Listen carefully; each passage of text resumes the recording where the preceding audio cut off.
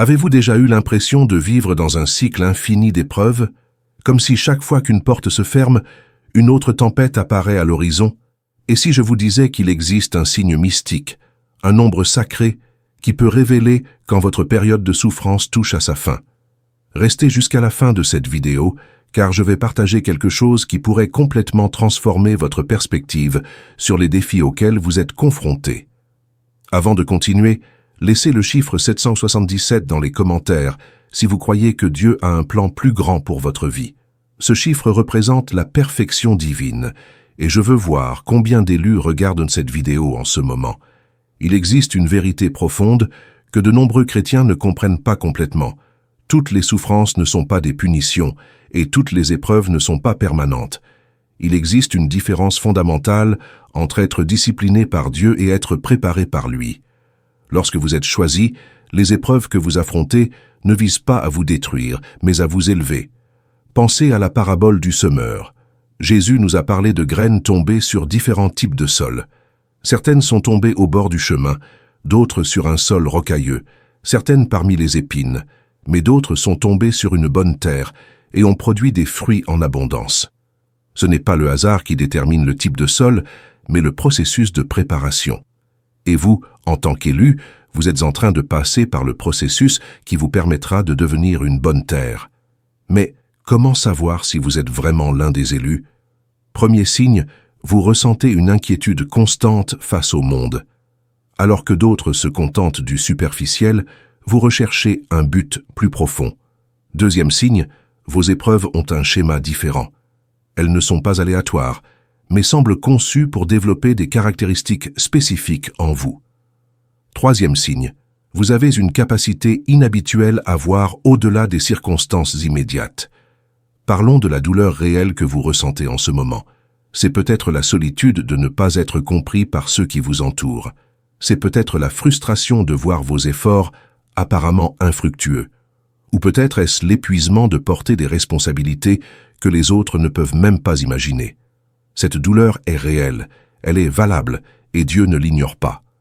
Dans la parabole de l'ivraie et du bon grain, Jésus a expliqué que le Père permet aux deux de pousser ensemble jusqu'au moment de la moisson.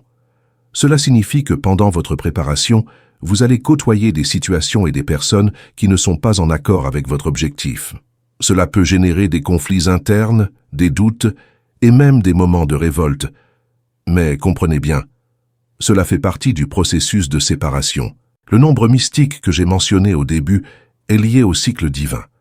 Dans la Bible, le chiffre 7 représente la complétude, la perfection. Lorsque vous voyez des séquences telles que 777, ou lorsque des événements se répètent selon des schémas de 7, cela peut être le signe qu'un cycle est en train de s'achever dans votre vie. Je ne parle pas de numérologie mondaine, mais des schémas que Dieu a établis depuis la création. Maintenant, laissez-moi vous faire part d'une révélation qui pourrait révolutionner votre compréhension des défis auxquels vous êtes confrontés. Chaque épreuve qu'un élu traverse a 3 objectifs simultanés. Premièrement, développer son caractère. Deuxièmement, révéler ses talents cachés. Troisièmement, se préparer à son futur ministère. Cela signifie que rien de ce que vous vivez n'est inutile. Avez-vous déjà remarqué que les personnes qui ont traversé de grandes souffrances deviennent souvent les plus grandes consolatrices? Que celles qui ont connu la pénurie deviennent les plus généreuses? Que celles qui ont connu le rejet deviennent les plus accueillantes? Ce n'est pas une coïncidence. C'est la méthode divine de préparation. La parabole des talents nous enseigne quelque chose de fondamental sur les élus.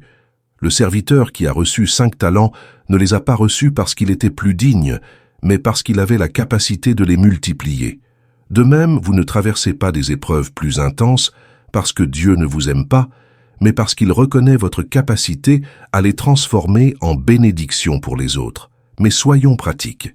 Comment pouvez-vous savoir que votre période d'épreuve touche à sa fin? Premier signe, vous commencez à ressentir la paix au milieu du chaos. Pas une résignation défaitiste, mais une confiance surnaturelle. Deuxième signe, des portes commencent à s'ouvrir de manière inattendue, même lorsque vous ne vous battez plus désespérément pour les ouvrir. Troisième signe, les gens commencent à vous demander conseil et orientation. Il existe une différence cruciale entre abandonner et s'en remettre à Dieu. Abandonner, c'est renoncer à la foi et accepter la défaite. S'en remettre, c'est reconnaître qu'il existe un plan plus grand et faire confiance au timing divin. Lorsque vous vous en remettez vraiment, vous cessez de forcer les portes et vous commencez à remarquer celles qui s'ouvrent de manière surnaturelle. La parabole de la veuve persistante nous montre quelque chose d'intéressant sur la prière des élus. La veuve n'a pas renoncé à rechercher la justice, mais elle n'est pas non plus devenue amère dans le processus. Elle a conservé sa foi et sa dignité. De la même manière, vous pouvez être persévérant sans être désespéré, déterminé sans être anxieux. Je voudrais parler d'un schéma que j'observe régulièrement dans la vie des élus. La vallée de l'ombre de la mort précède toujours la table dressée. Lorsque vous avez l'impression d'être dans le moment le plus sombre, lorsqu'il semble n'y avoir aucune issue, lorsque même votre foi semble ne tenir qu'à un fil, sachez que vous êtes peut-être au bout du tunnel, et non au milieu. Dieu a une manière particulière de travailler avec les élus.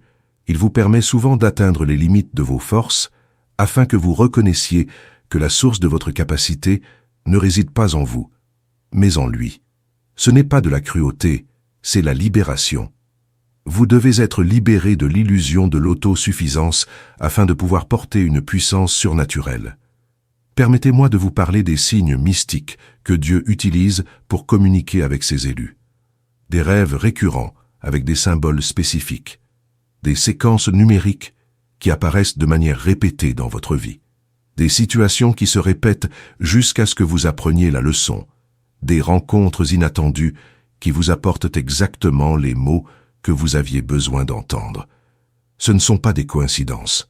La parabole du bon samaritain révèle quelque chose de profond sur l'appel des élus. Le prêtre et le lévite sont passés leur chemin, mais le samaritain s'est arrêté pour aider. Pourquoi? Parce qu'il connaissait la douleur d'être rejeté et marginalisé. Ses propres blessures l'ont rendu sensible à la douleur des autres. Vos épreuves ne servent pas seulement à votre croissance personnelle, mais aussi à vous rendre capable de venir en aide aux autres. Parlons de la phase finale du processus de préparation. C'est le moment où vous cessez de vous demander pourquoi certaines choses se sont produites et où vous commencez à comprendre pourquoi elles se sont produites. C'est le moment où vous développez la capacité de voir des modèles divins, là où vous ne voyiez auparavant que le chaos. C'est le moment où votre foi devient incontestable, non pas parce qu'il n'y a plus de défis, mais parce que vous avez appris à voir Dieu à l'œuvre à travers eux. Il y a un moment précis dans le parcours de l'élu où Dieu retire certaines personnes de sa vie, non pas pour le punir, mais pour le protéger. Vous pouvez ressentir ce retrait comme un abandon ou un rejet, mais en réalité, c'est une préparation à des relations plus profondes et plus en phase avec votre objectif. Tout le monde ne peut pas vous accompagner jusqu'à votre destination finale. La parabole des 10 vierges nous enseigne la préparation et le timing. 5 étaient prudentes et 5 étaient imprudentes. La différence ne résidait pas dans leur apparence extérieure, mais dans leur préparation intérieure. En tant qu'élu, vous devez toujours garder votre huile spirituelle remplie, quel que soit le moment où l'appel final arrivera. Je voudrais aborder une douleur très spécifique des élus, la solitude spirituelle. Vous pouvez être entouré de gens, mais avoir le sentiment que personne ne comprend vraiment votre parcours. Vous pouvez fréquenter des églises bondées, mais ressentir une faim spirituelle. Cette solitude n'est pas un défaut, c'est une destinée. Dieu crée en vous une dépendance exclusive à son égard, une intimité qui ne peut être diluée par l'approbation humaine. La fin des épreuves ne signifie pas l'absence de défis, mais la présence d'un objectif clair.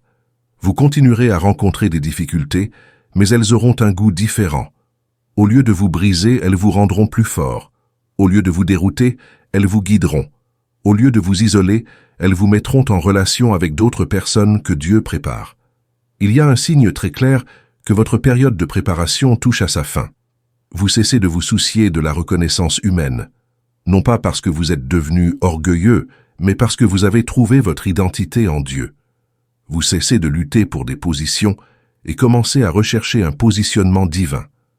Vous cessez de rivaliser et commencez à collaborer avec le plan céleste. La parabole du levain nous montre comment les élus influencent leur environnement. Une petite quantité de levain transforme toute la pâte. Vous n'avez pas besoin d'être majoritaire pour être transformateur. Votre présence, façonnée par les épreuves, a le pouvoir de changer les atmosphères, d'ouvrir des chemins et de générer de l'espoir là où il y avait auparavant du désespoir. Permettez-moi de revenir sur le chiffre 7, mais de manière plus approfondie. 7 jours de création, 7 années d'abondance et 7 années de disette en Égypte, 7 tours autour de Jéricho. Le schéma se répète car il représente des cycles complets. Si vous parvenez à identifier des schémas de 7 dans votre vie, vous êtes peut-être à la fin d'un cycle de préparation.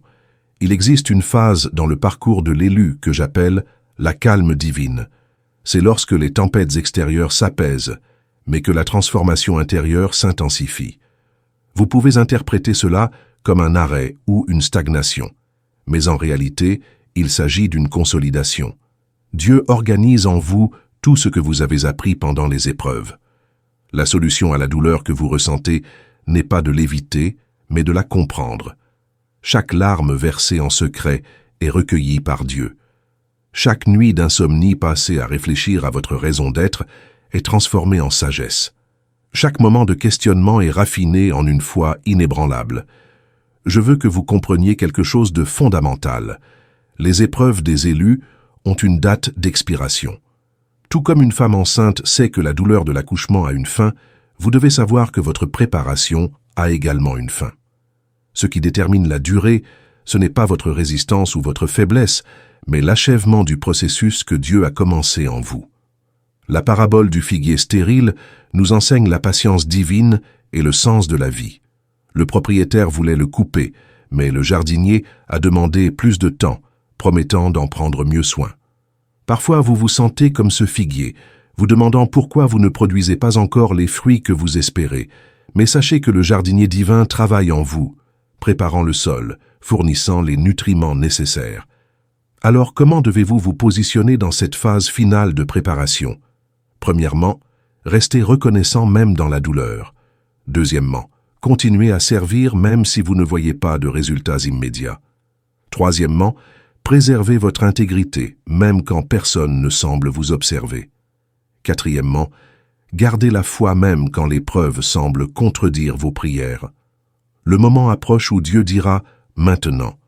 Ce ne sera pas basé sur votre propre évaluation de votre état de préparation, mais sur la sagesse divine qui voit au-delà de ce que vous pouvez voir. Votre seule responsabilité est de rester disponible, malléable et confiant, que celui qui a commencé la bonne œuvre en vous l'achèvera. Commentez maintenant le numéro 777 si vous sentez que cette vidéo est arrivée au bon moment dans votre vie. Et si vous souhaitez continuer à recevoir des révélations sur la mission des élus, abonnez-vous à la chaîne et activez les notifications. Dieu est en train de clore un cycle pour en ouvrir un autre infiniment plus grand. Votre préparation touche à sa fin. Votre ministère est sur le point de commencer.